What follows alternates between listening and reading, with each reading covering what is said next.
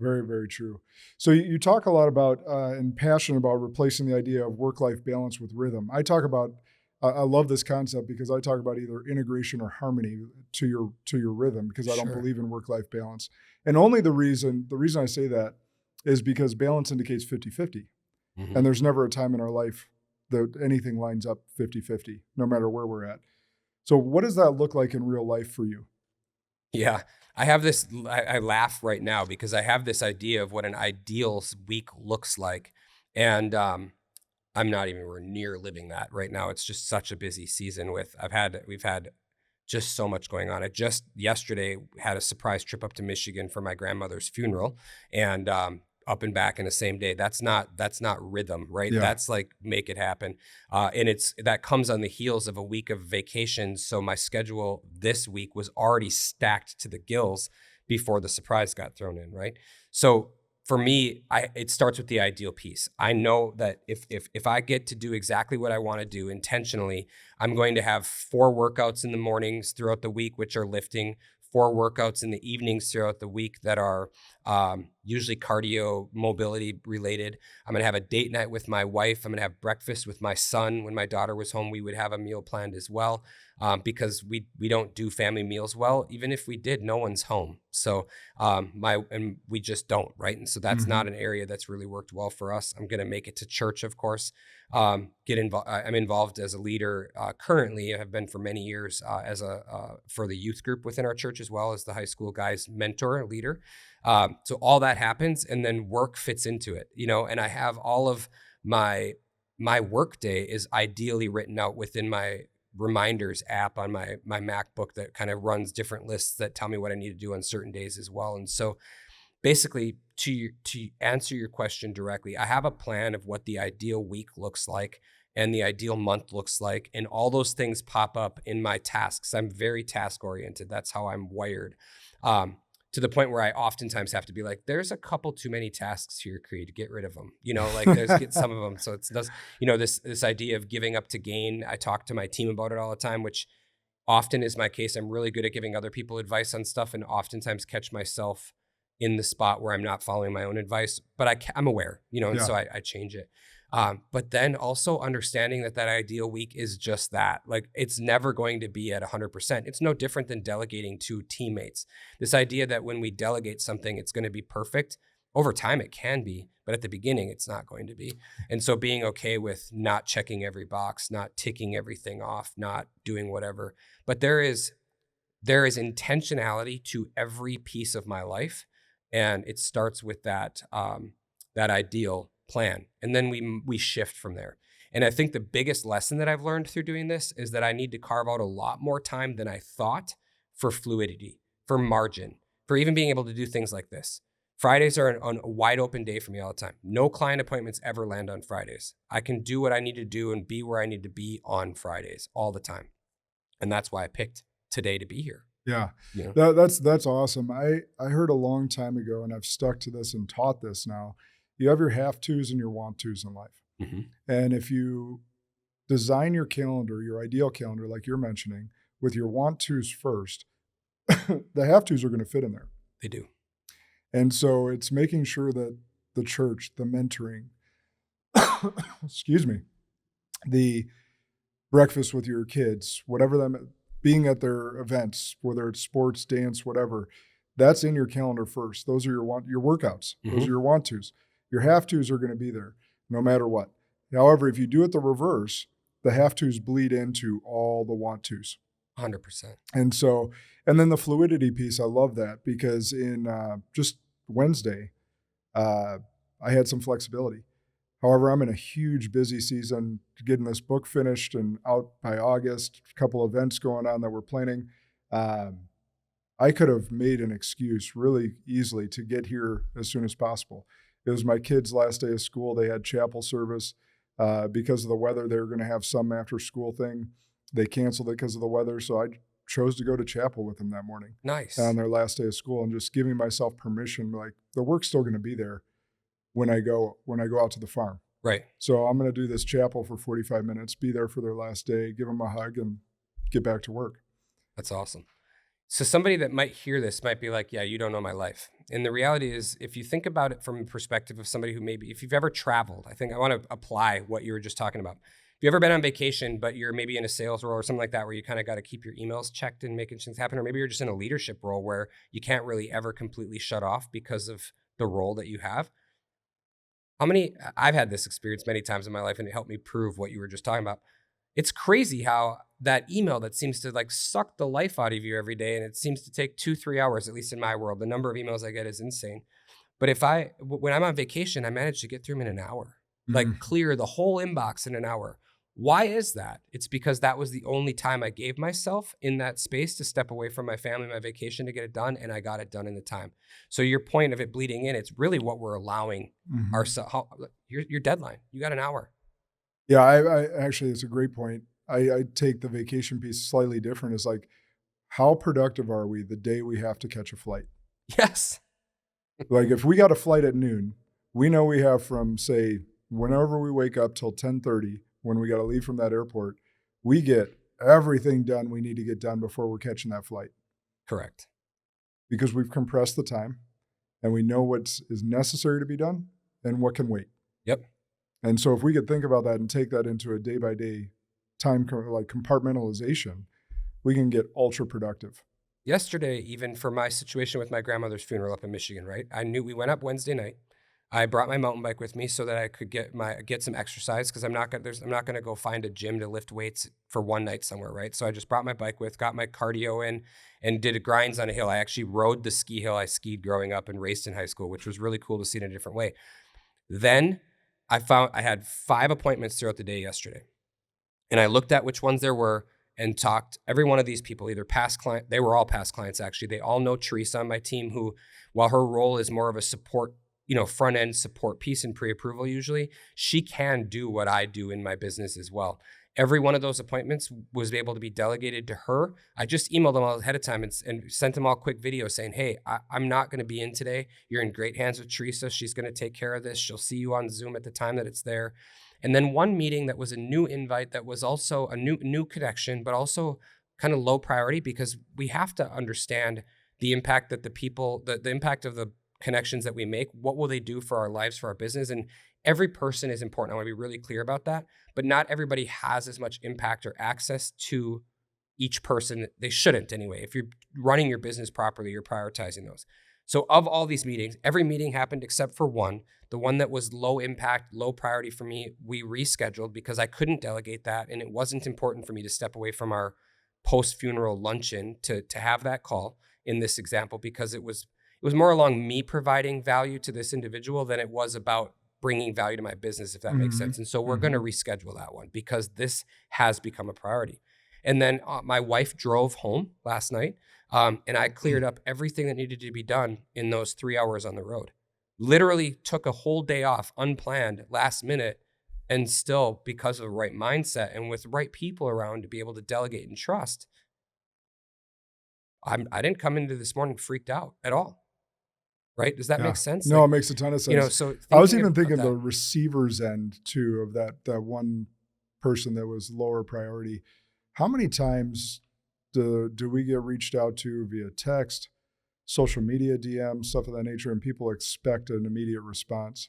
And we're guilty of it as well, expecting it, because we have this instant access world nowadays with text, with email, with DMs. We expect the immediate response. Like, I've just learned to give people grace, because for me, like, unless it's urgent, I'm not going to respond to you right away. Right. I will respond to you. I respond to everyone. But unless it's urgent, I got so much going on between managing 3 businesses and raising 4 kids. Oh, and trying to be a good husband. Oh, and trying to be in shape for myself so that I can be the best for you, and all the million other things beyond that. I will get back to you, but it's going to be on my time unless it's urgent. Right. And I think the receiver on that end has got to give grace to those, and understanding that, like, it's interesting when someone apologizes to me for being delayed on responding. I'm like, hey, productive people understand productive people. Yeah. And give them that grace. And thanks for the response. And we go from there. Yep. That's very true. And I think another way that people can look at what we just talked about is that we think some people are more important than others. And the reason that I'm saying that is just this morning on my drive over, talking to one of the loan officers in my team, we're talking about, hey, you've had 8 lunches with this real estate professional that's only closed 4 transactions in the last year, and you didn't close any of those, and you're buying that person's lunch. And they don't get your time anymore. And he's like, but I really love this person and they're human and I love all the people. And that's true. Like, let's be real. They're humans. But there's a difference between access, I think. And, when it comes to that, like they can access our time still. But in that individual's case, it needs to become group access, right? Like, you're going to have a mastermind that you can invite them to and you can grow in that way. And you can still provide immense value to them and love them as a human without giving them an hour of your time eight times and, spending a couple $100 on food over those times as well. So we have to, everybody is important. To your point, it's not always urgent. We'll respond to every single person, but not everybody gets that same access to any of us. It shouldn't be that way. Otherwise, we just are running constantly, harried, whatever word you want to use on it. No, it's a great point. Actually, I'll give a real life example, and not to say that we're all Tony Robbins productive, but this is a good real life example. Tony Robbins will take on 4 individual coaching clients a year. And I think, last I heard, the price was $1 million. And I think you may get a few hours with him one time a year. Yep. And every single person says it's absolutely worth it. But there's a waiting list down the street. Now, he runs multiple masterminds. He runs multiple events that you can show up to for a couple $100. Right. And you're not going to get one-on-one time with him. Right. But you have access within that community that he's created. If you want one-on-one time with him, then you better make enough money to cough up the $1 million and get in that line to wait to make sure that you get that one-on-one time with him, if you still deem it relevant by the time you get to the front of the line. Yep, absolutely. In that situation, it becomes really clear. It's all about what your asset ability, your money shows, right? That's a pay to play situation where it's really clear. I think a lot of your listeners might not be in that role though, where they're trying to figure out where they should give their, not just in general, the world, listeners are not. Very fair. How do you figure out whether that person who might be sending you leads or might be, speaking to your life in a different way, it could be totally personal as well. How do you figure out where those people are and how you allow that access in when it's not about the paycheck, but it's the intangibles. It's, that piece of it too. So it's then, for me, that's a great point. The filter that you pass it through, right? If you're laser focused on a vision, a mission, and you have a core set of values, those provide the filter for who gets access and when. Yes. Right. So during the workday where I'm focused on this vision, this mission, obviously making money as part of that, if that person, that real estate professional, is not bringing any leads to me, but I like them as a person, well, then that person might get my time outside of work hours. Yep. Yeah. In a different way, maybe go for a walk together, or in this guy's case, that's a lot of what he does. But yeah, exactly. I see what you're saying. That makes sense. There has to be a filter that you pass these decisions through. Correct. And that is actually what I'm coaching my guy through right now, is just building an engine, a referral engine through this process, and a relationship engine. That's what we're calling it anyway, of what does the system and structure look like to make that happen. We've got a lot of the pieces of how to do it, but the criteria, the filter, is exactly what we were talking about as our conversation this morning. Well, there's a lot of people that want to pick my brain. And I'm sure you get this as well, because you're very successful in your field. Well, now I'm a business coach. I don't own a business in the financial planning world anymore. So picking my brain is actually something that people pay me to do. Yep. And it's funny, I've given this example to my kids when they've struggled with things. I was like, hey, like my oldest was struggling with something, middle school. I was like, people pay me a lot of money for advice, right? And she's like, yeah, what's your point? And I was like, well, I'm kind of a good person to listen to, or to listen to your issues and help you solve those issues. Right. And, but it's interesting to pick your brain piece, and people try to take advantage of that time. I was like, I'm more than willing to give, but there's a point where I'm going to say, hey, people pay me for this. I don't have any more time to give. Right. Yeah. You get a 30-minute conversation on the phone or whatever, while you might be doing something completely different because it's easy for you, right? Yeah. And that's the end of it. So you've woven that into your day.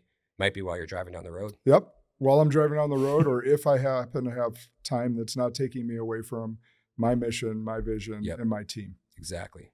And you, in your case, I know this is true in my case, people might have to wait a month for that meeting. Here are the 3 options I have open in the next month where I know I'll be on the road. Today, I never move my coaching with my team. I tell them straight up, our time on Monday is our time. I have it held for you. I expect you to be there as well. In this case, he had asked me early on if we could move it and when it was, and I told him 8:30 Friday morning because I knew I'd be driving to Madison. Yeah, like and even with people who are important to me, we're going to still have that rigidity in that schedule. I think that's a key indicator as well, right? This guy, he's literally a producer in my team. I earn income off of the business that he creates, but he doesn't get to dictate when we meet, if that makes sense. Yeah, but what you said is really important for people to listen that are leading teams, that you don't move your times with them. Because I dealt with this with my financial advisors all the time, moving their team meetings when a client wanted to call in or wanted to have a meeting. And what you're doing is disrespecting and telling your team that they're not as important as this client or not as important as this meeting. So that's really important what you do there, and making sure that that is held sacred. Unless the world's on fire, unless someone dies that's close to you, that meeting is held sacred. Yeah, absolutely. And if you can't make it, then great. I've got plenty of other things to do. We're not finding time later in the week. This is not happening. It's just, it just worked out today that this is the first time in probably 3 years that I've made an exception to that, because I knew I normally don't have an hour drive on my schedule ever, so it worked out really well. But it was, that's a big piece of it, and the reality is the reason that people think that way, I think they just believe this lie that those customers won't wait. And I had to teach that to myself. We were trained early in the business that every lead needs to be responded to instantaneously. Now, maybe if you're in an online lead space for mortgage space, you better do it quick because you've got 7 other people that are calling them as well. But in a referral where it's a handoff, whether it comes from, if it comes from a real estate agent, you got to respond that day. If it comes from a wealth manager, a lot of times they don't care for days, which makes us look great because I'm not waiting days. I'm responding in the first day all the time. Yeah. But what we did was we started, I have a process where we send a custom video to every single person. I say their name, I tell them how important they are to us and how we're going to treat this like the largest transaction of their life. I have a process that we go through for that. And it's a custom video that we email them.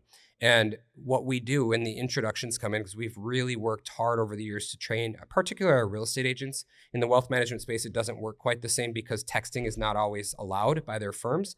But a group text introduction, you know what I'm talking about. Yeah. But group text introductions are really the best way by far that we've found to convert, because we never land in people's spam. There's always a familiar person in that group chat already and all that. So when the text comes in, for example, if a text came in right now with a new lead, my team was going to respond on my behalf. So it'll look like it was me that responded, but it's going to say, hey, thank you so much for the introduction to some extent. Whatever the person's name is, I need your email address, please. I'd like to record a custom video for you, but I only do those late in the day. If you're in a hurry, I'll send you a pre-recorded video right now. So when you send back your email, also let me know whether you want the pre-recorded one or if you're cool to wait until the end of the day for the custom one. I don't know the exact number, but it is really close to 100% of people are willing to wait for that custom video versus getting it instantly, which is how I prove to myself that I don't need to respond instantly. Yes. And the same thing with customers. We have time blocked 3 lunches. So Tuesday, Wednesday, and Thursday. If I don't have a lunch already scheduled, which is rare, usually those are booked 3-4 weeks out in advance with business partners and other things already. But if I don't have a lunch, I'll meet a customer at noon. Otherwise, it's 2 o'clock or 3 o'clock start times for our buyer consults. There's 6 slots in the week. We fill them every time. Once in a while, I'll move my email time that starts at 4 to 3 so that we can get somebody in at 4, but it's very rare. People will meet with me when I'm available. They'll meet with you, the listener, when you're available. And sometimes they'll wait weeks for that if they need to. Now, that's never my desire. We want to see people faster than that, but they do if they need to. Yeah. Because they're willing to wait for your value. But I think the reason for that is because you've shown up already. Your digital life shows that your social media presence, your online presence, that's the word I'll go with, because it's not always social media, shows that you're worth waiting for. Your client reviews have shown that you're worth waiting for. Your client experience up to that point shows that you're worth waiting for as well. I mean, there's more to it than just, this is my schedule and you're going to follow it because I say so. Very more much to so. it than that. But communication is key, and that's what you're doing. And I had advisors that would do this to guard their time. So this is a real tactical piece that speaks to what you're speaking to, is having an out-of-office email reply that says, hey, I'm dedicated from 9 a.m. till 4 p.m. to being as to not being as distracted so that I can focus one-on-one with my clients and give them their full attention. I check my emails before 9 a.m. and after 4 p.m. Yep.